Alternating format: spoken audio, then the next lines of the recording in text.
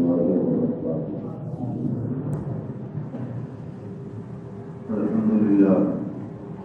الحمد لله الذي فضل سيدنا ونبينا ومولانا محمدا على العالمين جميعا، وقامه يوم القيامة للمذنبين المتلبسين التقوين الملكين شفيعا. وصلى الله تعالى وسلم وبارك عليه وعلى كل من هو محبوب ومرضي لديه صلاة تبقى وتدوم بدوام ملك الحي القيوم. واشهد ان لا اله الا الله وحده لا شريك له، واشهد ان سيدنا ونبينا ومولانا محمدا عبده ورسوله. اما بعد، فاعوذ بالله من الشيطان الرجيم. بسم الله الرحمن الرحيم. سبحان الذي اسرى بعبده ليلا من المسجد الحرام إلى المسجد الأقصى الذي باركنا حوله لنريه من آياتنا إنه هو السميع البصير. صدق الله مولانا العظيم وصدق رسوله النبي الكريم، ونحن على ذلك لمن الشاهدين والشاكرين. معزز سامعین کرام، آئیے سب سے پہلے دستور اہل سنت و جماعت کے مطابق بارگاہ رسالت کے جانب لو لگا کر گنبد خضرا میں آرام فرمانے والے آقا شفیع المذنبین رحمت للعالمین جناب پاک احمد مجتبی محمد مصطفیٰ صلی اللہ تعالی علیہ وسلم کی بارگاہ بے کسبانہ میں غلامی کا ثبوت دیتے ہوئے آواز بلند عطیہ درود نچھاور کریں اور پڑھیں: اللہم صلی علی سیدنا و نبینا و مولانا محمد و علی آلہ و صحابہ وبارک وسلم. صلاۃ و سلام علیک یا حبیبی یا رسول اللہ صلی اللہ علیہ وسلم. وہی لامقاتی مقی ہوئے، وہی لامقاتی مقی ہوئے، سر عرش تخت نشیں ہوئے، سر عرش تخت نشیں ہوئے. یہ نبی ہیں، یہ نبی ہیں جن کے ہیں یہ مقام، وہ خدا ہے جس کا مقام نہیں. یہ نبی ہیں جن کے ہیں یہ مقام، وہ خدا ہے جس کا مقام نہیں. عزیزوں اور دوستوں، رجب شریف کا مبارک و مقدس مہینہ، اور اس مہینے میں ان قریب آنے والی 27ویں رجب، جس میں اللہ تبارک و تعالی نے ہمارے اور تمہارے آقا جناب احمد مجتبی محمد مصطفیٰ صلی اللہ تعالی علیہ وسلم کو جسمانی معراج سے مشرف فرمایا. معراج شریف کے ہم واقعات کو سماعت کرتے ہی رہتے ہیں. جب رجب کا مہینہ ہوتا ہے، 27ویں رات ہوتی ہے، تو ہم معراج کے واقعات سنتے رہتے ہیں کہ ہمارے آقا علیہ السلام کو رجب کی 27ویں رات میں معراج عطا کی گئی، اور معراج میں آپ نے مسجد اقصی میں انبیاء کرام کی امامت فرمائی، وہاں سے آسمانوں کی سیر فرمائی، اور تھوڑے لمحہ میں ہمارے آقا علیہ السلام اللہ تبارک و تعالیٰ کے نور کا جلوہ دیکھ کر کے واپس تشریف لے آئے. تو مکان کی حالت یہ تھی کہ زنجیر بھی ہلتی رہی، بستر بھی رہا گرم. ایک پل میں سر عرش گئے اور چلے آئے محمد صلی اللہ علیہ وسلم. لیکن اس معراج میں کئی ایک حکمتیں ہیں، کئی ایک راز چھپے ہوئے ہیں، اور معراج مصطفیٰ علیہ السلام پر اعتراضات بھی ہوتے ہیں، سوالات بھی ہوتے ہیں کہ حضور کو جسم کی حالت میں جسمانیت کے طور پر معراج ہوئی یا روحانی طور پر. کچھ لوگ کہتے ہیں کہ روحانی طور پر معراج ہوئی.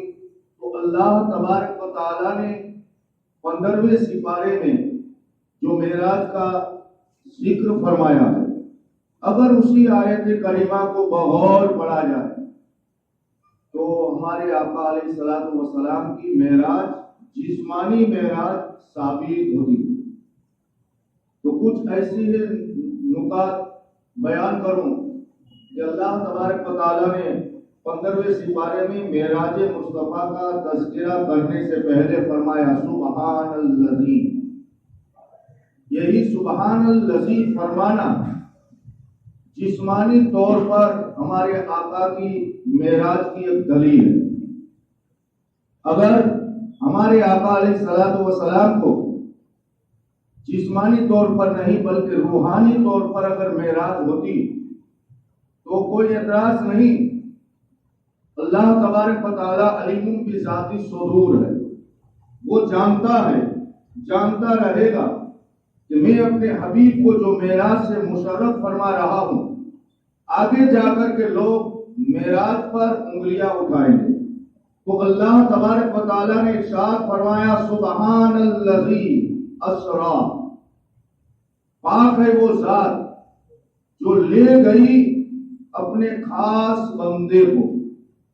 مفسرین کرام بیان فرماتے ہیں کہ خاص بندے سے مراد آخری نبی جناب احمد مجتبی محمد مصطفیٰ صلی اللہ تعالی علیہ وسلم کی ذات بابرکات. اللہ تبارک و تعالیٰ نے سبحان فرما کر کے بتا دیا کہ اے لوگوں، اگر میرا محبوب معراج میں جانے کا خود ذکر کرتا کہ میں خود گیا مکہ مکرمہ سے مسجد اقصی، وہاں سے آسمان پر میں نے سیر کی اور میں تھوڑے ہی لمحہ میں تھوڑے ہی وقت میں واپس آ گیا، تو اعتراض اپنی جگہ پر تھا. لیکن میرے حبیب نے یہ نہیں کہا، میرے حبیب نے یہ نہیں فرمایا کہ میں گیا، بلکہ میں سبحان میں لے گیا اپنے حبیب علیہ الصلوۃ والسلام کو. تو پتہ یہ چلا کہ اگر ہم حضور علیہ الصلوۃ والسلام کی معراج پر شک کریں گے تو گویا کہ اللہ تبارک و تعالیٰ کی پاکیزگی پر شک ہوگا. تو اللہ تبارک و تعالیٰ نے بیان فرما دیا کہ سبحان میں پاک ہوں. اگر اتنی وقت میں اپنے حبیب کو میں سیر کروا دوں تو اس میں کوئی شک و شبہ نہیں ہے، کیونکہ یہ دعویٰ میرے حبیب نے نہیں کیا کہ میں خود گیا، بلکہ اللہ فرماتا ہے کہ میں اپنے خاص بندے کو مسجد حرام سے مسجد اقصی کی طرف لے گیا، وہاں سے آسمانوں کی سیر کروائی اور تھوڑے ہی لمحہ میں نے اسے واپس بھی پہنچا دیا. تو عزیزوں اور دوستو، اگر ہم معراج پر شک و شبہ کریں گے تو یہ اللہ تبارک و تعالیٰ کی ذات پر شک و شبہ ہوگا کہ انسان کی عقل میں یہ نہیں بات آتی کہ اتنے تھوڑے وقت میں اتنا لمبا سفر ہو سکے. اگر اللہ تبارک و تعالیٰ کی ذات کے بارے میں بھی کہ یہ کیسے ممکن ہو گیا کہ اتنے لمحہ میں اتنے وقت میں اتنا لمبا سفر کروا دیا، تو اللہ تبارک و تعالیٰ ہر نقص سے پاک ہے، ہر عیب سے پاک ہے. اللہ تبارک و تعالیٰ کی ذات جو بھی چاہے وہ کر سکتی ہے، وہ ہر چیز پر قادر ہے. تو اس سے پتا چلا کہ اللہ تبارک و تعالیٰ نے اپنے حبیب علیہ الصلوۃ والسلام کو جسمانی معراج عطا فرمائی. اور روایتوں میں بھی آتا ہے کہ حضرت شیدہ صحابی رسول ہے، معراج کی رات میں خود بیان فرماتے ہیں کہ میں نے حضور علیہ الصلوۃ والسلام سے پوچھا کہ یا رسول اللہ صلی اللہ تعالی علیہ وسلم، میں نے آپ کو آپ کی جگہ پر معراج کی رات میں نے آپ کو آپ کی جگہ پر تلاش کیا لیکن آپ ہمیں نہ ملے، آپ کہاں تشریف لے گئے تھے؟ تو ہمارے آقا علیہ الصلوۃ والسلام نے اس صحابی کے جواب میں ارشاد فرمایا کہ جبرائیل امین مجھے مسجد اقصی کی طرف لے گئے. اور دوسری روایت صدیق اکبر رضی اللہ تعالیٰ عنہ سے بھی ثابت ہے کہ سیدنا صدیق اکبر رضی اللہ تعالیٰ عنہ نے بھی اسی رات معراج کی رات میں بارگاہ مصطفیٰ میں عرض کی یا رسول اللہ صلی اللہ تعالیٰ علیہ وسلم، میں نے آپ کو آپ کی جگہ پر تلاش کیا، دیکھا تو آپ نہ ملے، کہاں تشریف لے گئے تھے؟ تو ہمارے آقا نے صدیق اکبر کو بھی یہی جواب دیا کہ مجھے جبرائیل امین مسجد حرام سے بیت المقدس کی طرف لے گئے تھے۔ اور ایک روایت میں یہ بھی آتا ہے کہ جب ہمارے آقا علیہ الصلوۃ والسلام کو معراج کی رات میں اپنی جگہ پر نہیں تھے تو صحابہ کرام ادھر ادھر آپ کو تلاش کر رہے تھے، اور حضرت عباس عبداللہ ابن عباس رضی اللہ تعالیٰ عنہ فرماتے ہیں کہ وہ مقام طوا کی طرف تشریف لے گئے، وہاں آواز لگائی کہ اے محمد صلی اللہ تعالیٰ علیہ وسلم آپ کہاں ہیں؟ اس سے پتا چلا کہ صحابہ کرام ہمارے آقا علیہ الصلوۃ والسلام کو معراج کی رات میں تلاش کر رہے تھے، لیکن آپ نہ ملے تو ہر ایک صحابی آپ کو تلاش کرنے کے لیے باہر نکل گیا، ادھر ادھر تلاش کرنے کے لیے نکل گیا۔ اور عبداللہ ابن عباس نے تو مقام طوا میں جا کر کے آواز لگائی کہ یا رسول اللہ صلی اللہ تعالیٰ علیہ وسلم آپ کہاں ہیں؟ تو حضرت عبداللہ ابن عباس فرماتے ہیں کہ مجھے حضور علیہ الصلوۃ والسلام نے جواب دیا کہ میں خیریت سے ہوں، اور جبرائیل امین مجھے مسجد حرام سے مسجد اقصی کی طرف لے گئے تھے۔ ان روایتوں سے اور اللہ کے کلام سے پتا چلا کہ ہمارے آقا علیہ الصلوۃ والسلام کو جسمانی طور پر معراج سے مشرف فرمایا گیا۔ اور ہمارے آقا علیہ الصلوۃ والسلام کے دو سفر بہت ہی لاجواب ہیں۔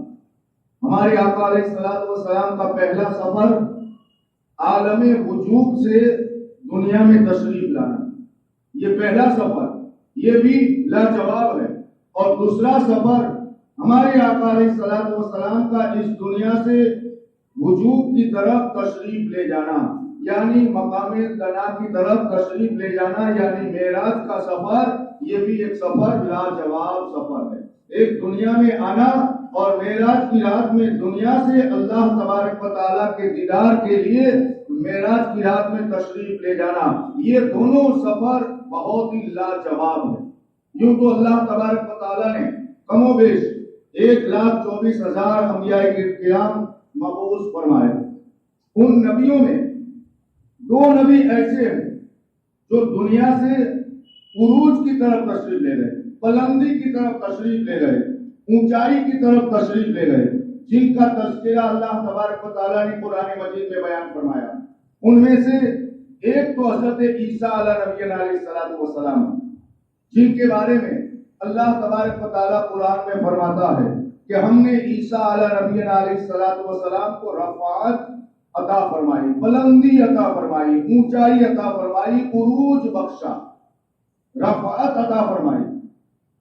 اب حضرت عیسیٰ علیہ نبی علیہ الصلوۃ والسلام کو اللہ تبارک و تعالیٰ نے کیسی رفعت عطا فرمائی کہ حضرت عیسیٰ علیہ نبی علیہ الصلوۃ والسلام اس دنیا سے زندہ جسمانی حالت میں تشریف لے گئے آسمان کی طرف، دوسرے عالم کی طرف۔ اور عالم ایک تو عالم نہیں ہے کہ یہ دنیا اور آخرت، 2 ہی عالم نہیں ہے، بلکہ 80,000 عالم ہے، 80,000 عالم ہے۔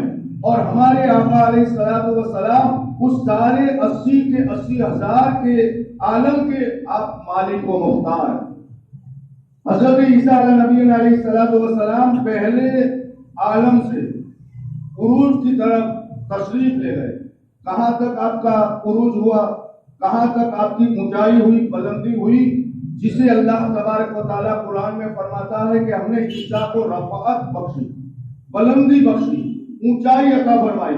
روایتوں میں اور قرآن مجید میں آتا ہے کہ حضرت عیسیٰ علیہ نبی علیہ الصلوۃ والسلام دنیا سے تشریف لے گئے عروج کی طرف، پہلا آسمان، دوسرا آسمان، تیسرا آسمان اور چوتھے آسمان پر جا کر کے حضرت عیسیٰ علیہ نبی علیہ الصلوۃ والسلام بیٹھ گئے۔ یہ دوسرا عالم ہے، ابھی دوسرا عالم بھی پورا کراس نہیں کیا، پورا دوسرا عالم بھی پار نہیں کیا۔ چوتھے آسمان پر حضرت عیسیٰ علیہ نبی علیہ الصلوۃ والسلام رک گئے، ٹھہر گئے، بیٹھ گئے۔ تو اللہ تبارک و تعالیٰ قرآن مجید میں فرماتا ہے کہ ہم نے عیسیٰ کو رفعت عطا فرمائی، بلندی عطا فرمائی، عروج بخشا۔ یہ حضرت عیسیٰ علیہ نبی علیہ الصلوۃ والسلام کی رفعت تھی، جس کا ذکر اللہ تبارک و تعالیٰ نے قرآن مجید میں بیان فرمایا۔ اور دوسرے پیغمبر ہے حضرت ادریس علی نبی علیہ الصلوۃ والسلام. اب حضرت ادریس کے بارے میں بھی خدا قرآن میں فرماتا ہے کہ اے محبوب علیہ الصلوۃ والسلام، قرآن مجید میں حضرت ادریس علی نبی علیہ الصلوۃ والسلام کا تذکرہ پڑھو، ان کا ذکر پڑھو کہ ہم نے ادریس کو رفعت عطا فرمائی، ہم نے انہیں بلندی عطا فرمائی، ہم نے اسے عروج بخشا.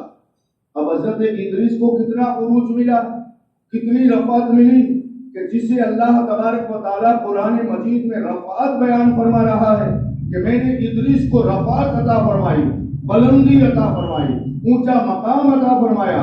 روایتوں سے پتہ چلتا ہے کہ حضرت ادریس علیہ نبی علیہ الصلوۃ والسلام بھی اس دنیا سے عروج کی طرف بلند ہوئے، پرواز کیے. پہلا آسمان، دوسرا، تیسرا، چوتھا، پانچواں، چھٹے آسمان پر جا کر کے حضرت ادریس بھی رک گئے. اللہ تبارک و تعالیٰ فرماتا ہے، یہ دوسرا عالم ہے، ابھی 79,999 عالم باقی ہے، 79,999 عالم باقی ہے. ابھی دوسرے عالم میں پہنچ کر کے آپ رک گئے. حضرت عیسیٰ بھی رک گئے، حضرت ادریس بھی وہاں رک گئے. خدا فرماتا ہے کہ میں نے دونوں پیغمبر کو رفعت عطا فرمائی. یہ پیغمبروں کی، عیسیٰ اور ادریس کی رفعت ہے، بلندی ہے، عروج ہے، بڑا مقام ہے. اب آپ اندازہ لگاؤ کہ ہمارے آقا علیہ الصلوۃ والسلام کی رفعت کا کیا کہنا کہ ہمارے آقا علیہ الصلوۃ والسلام اس دنیا سے، پہلے عالم سے تشریف لے گئے. پہلا آسمان، دوسرا، تیسرا، ساتوں آسمان کی آپ نے سیر فرمائی. ساتوں آسمان سے بھی آپ آگے تشریف لے گئے. سدرۃ المنتہا، سدرۃ المنتہا اس لیے اسے سدرۃ المنتہا کہا جاتا ہے کہ اگر مخلوق ترقی کرے، جتنی بھی ترقی کرے، جہاں مخلوق کی ترقی کا انتہا آ جائے، اس کی حد آ جائے، اسے کہا جاتا ہے انتہا. اس لیے سدرۃ المنتہا کو اسی لیے سدرۃ المنتہا کہا جاتا ہے کہ اس سے آگے کوئی مخلوق جا نہیں سکتی. مخلوق ترقی کرتی کرتی انتہا تک پہنچ جائے، لیکن سدرۃ المنتہا سے آگے کوئی نہیں جا سکتا. اسی لیے جبرائیل امین ایک مخلوق ہے، اس لیے وہ سدرۃ المنتہا پر رک گئے، ٹھہر گئے، آگے ایک بال کے برابر قدم نہیں اٹھایا. عرض کی کہ اگر ایک قدم بھی آگے بڑھاؤں گا تو اللہ کے نور اور تجلیات سے میں جل کر کے راکھ ہو جاؤں گا. اس لیے اسے سدرۃ المنتہا کہا جاتا ہے. ہمارے آقا علیہ الصلوۃ والسلام سدرۃ المنتہا پر جب پہنچے، جبرائیل رک گئے. جبرائیل نے عرض کی یا رسول اللہ اب میں آگے نہیں آ سکتا. جبرائیل امین نے جب انکار کیا یا رسول اللہ اب میں آگے نہیں آ سکتا، تو ہمارے آقا علیہ الصلوۃ والسلام نے ابھی 1 یا 2 قدم آگے بڑھائے تھے. ہمارے آقا علیہ الصلوۃ والسلام کو خیال آیا، یاد آیا کہ میں نے اپنی نالین مبارکہ اپنے قدم مبارکہ میں پہنی ہے. صرف خیال ہی آیا تھا. سوچا کہ نالین مبارکہ قدم مبارکہ سے الگ کروں یا نہ کروں. اتنے میں نالین بارگاہ مصطفیٰ میں عرض کرتی ہے یا رسول اللہ صلی اللہ تعالی علیہ وسلم، نالین مبارکہ کا مقام، ان کا مرتبہ کوئی کیا جانے. سرکار اعلیٰ حضرت عظیم برکت علیہ رحمت و رضوان ارشاد فرماتے ہیں کہ جو سر پہ رکھنے کو مل جائے نالے پاک حضور تو ہم بھی کہیں گے کہ ہاں تاجدار ہم بھی ہیں. نالین مبارکہ بارگاہ مصطفیٰ میں عرض کرتی ہے یا رسول اللہ اگر اجازت ہو تو جبرائیل سے ایک سوال پوچھنا، جبرائیل سے ایک بات دریافت کرنی ہے. آپ اجازت عطا فرمائیں تو میں جبرائیل سے چند گفتگو کر لوں. ہمارے آقا نے نالین مبارکہ کو اجازت عطا فرمائی تو نالین مبارکہ جبرائیل سے سوال کرتی ہے اور پوچھتی ہے اے جبرائیل، مسجد حرام سے حضرت ام ہانی کے مکان سے مسجد اقصی تک، مسجد اقصی سے پہلا آسمان، دوسرا، تیسرا، 7वें आसमान तक, यहाँ तक के सिदरतुल मुंतहा तक तू नबी के साथ रहा और अब यहाँ रुक गया, उसकी वजह क्या है? आगे चल। तो जिब्राइल अर्ज करते हैं, जवाब देते हैं कि मैं अब आगे एक बाल के बराबर भी आगे नहीं बढ़ सकता। अगर आगे बढ़ा तो मैं अल्लाह तबारक व तआला के अनवार और तजल्लियात से जल करके मेरे पर राख हो जाएंगे। तो नालैन ने कहा, उसकी वजह क्या है? उसकी वजह क्या है कि तू आगे नहीं बढ़ सकता? तो जिब्राइल ने जब कोई जवाब नहीं दिया तो नालैन मुबारका ने जिब्राइल से कहा, ए जिब्राइल, अगर तू कहे, तू जवाब दे तो मैं तुझे कहूं कि तू यहाँ पर क्यों रुक गया, आगे क्यों नहीं बढ़ सकता?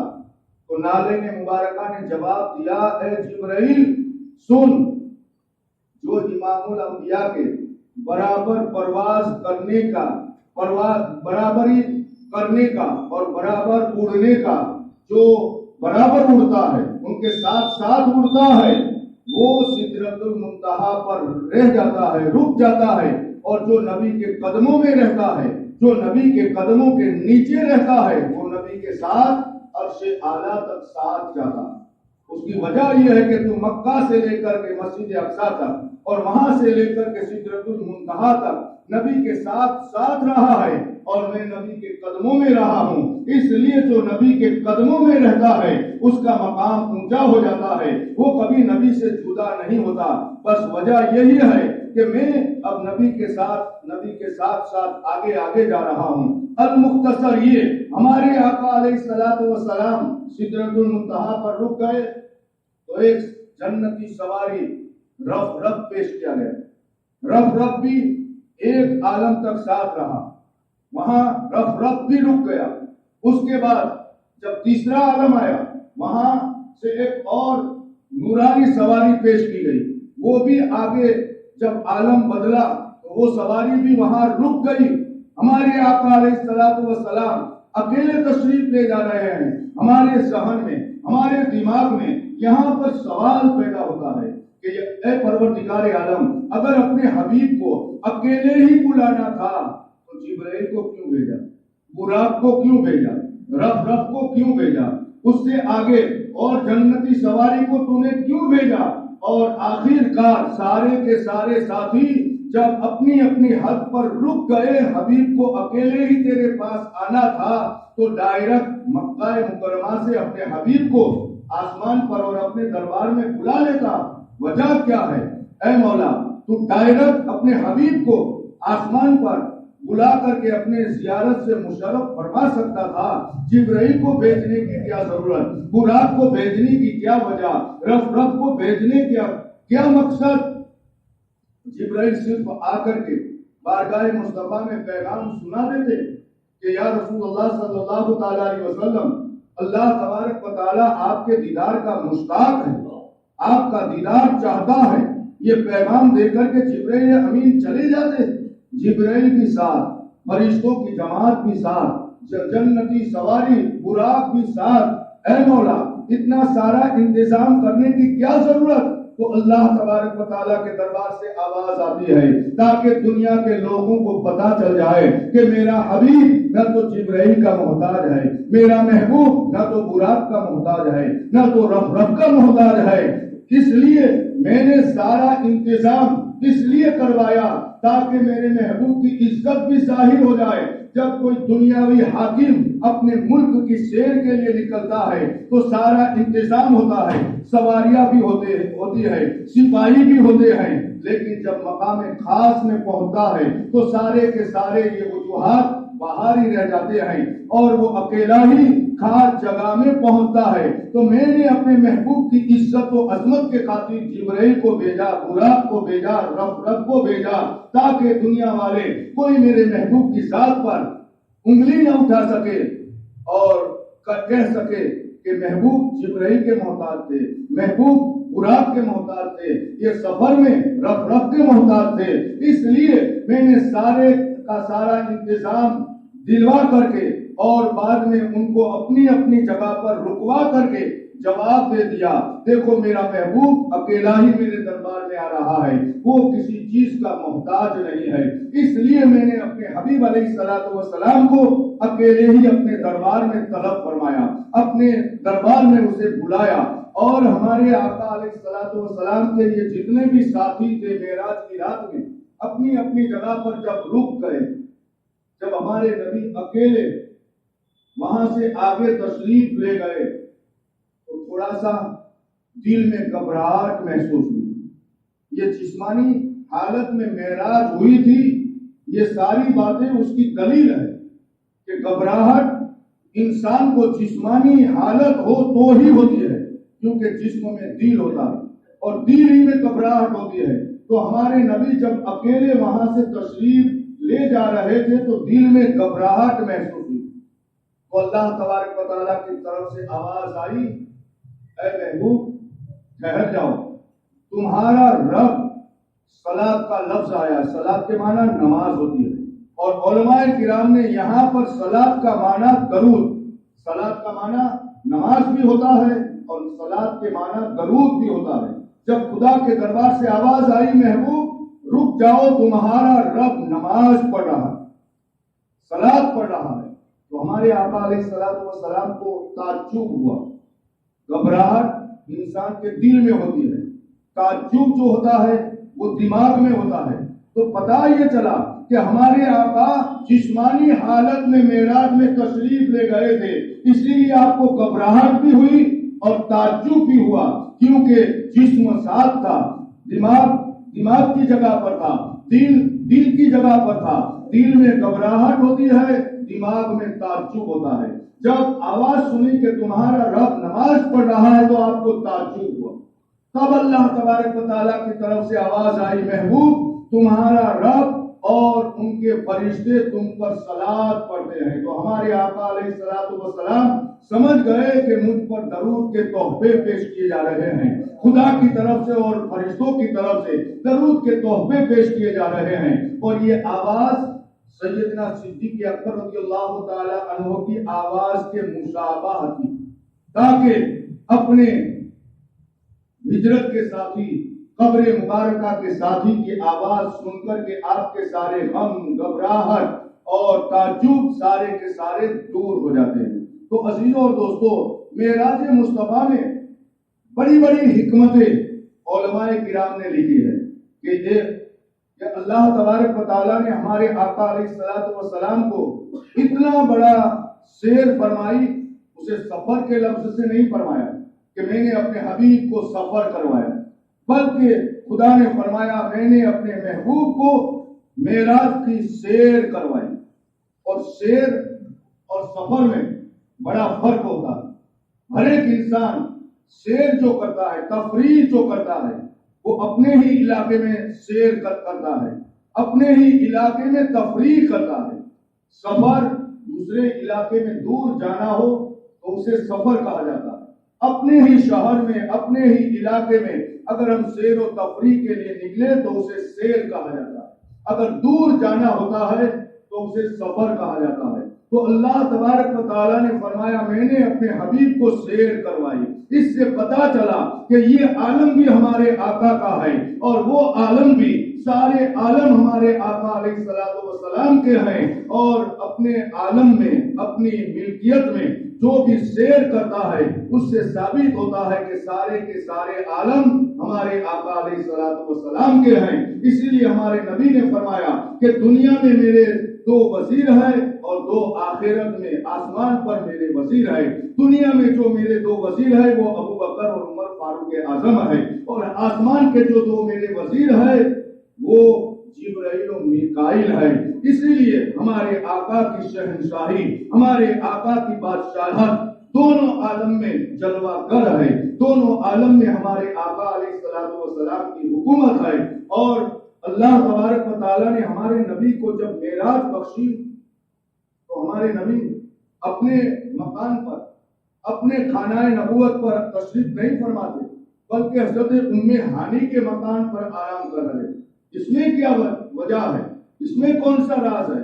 اس میں کون سی پوشیدہ حکمتیں ہیں کہ حضرت ام ہانی کے مکان سے آپ کو معراج سے مشرف کیا گیا، تو علماء کرام نے لکھا ہے کہ ہمارے آقا علیہ الصلوۃ والسلام کی وجہ سے جس سے ہمارے آقا کی نسبت ہو جائے، جس چیز کو ہمارے آقا سے نسبت ہو جائے وہ چیز ممتاز ہو جاتی ہے، وہ چیز لاجواب ہو جاتی ہے، وہ فضیلت میں فضیلت والی ہو جاتی ہے۔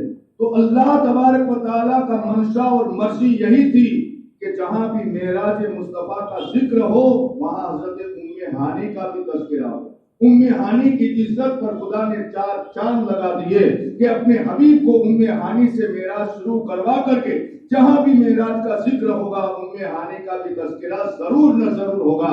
تو اللہ تبارک و تعالیٰ کی منشا یہی تھی کہ حضرت ام ہانی کو اور عزت عطا کی جائے، یہی وجہ تھی کہ ام ہانی کے مکان سے یہ سفر شروع ہوا۔ انشاءاللہ آنے والے جمعے میں کچھ اور حکمت اور راز اور پوشیدہ باتیں جو معراج میں چھپی ہوئی ہے انشاءاللہ بیان کی جائے گی۔ خدا کے دربار میں دعا کرو کہ اللہ تبارک و تعالی ہمیں اپنے حبیب پاک کی محبت میں زندگی گزارنے کی توفیق عطا فرمائے۔ آمین و ما علینا الا البلاغ، وآخر دعوانا الحمد للہ رب العالمین۔ سب کو درست کرو۔